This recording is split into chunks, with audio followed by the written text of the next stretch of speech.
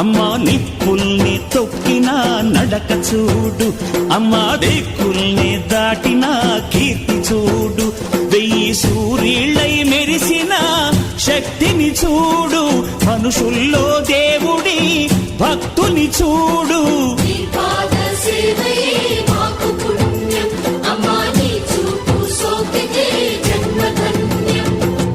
అమ్మా భవాని లోకాల నేలే ఓంకార రూపమమ్మా, తల్లిని మహిమల్ని చూపవమ్మా.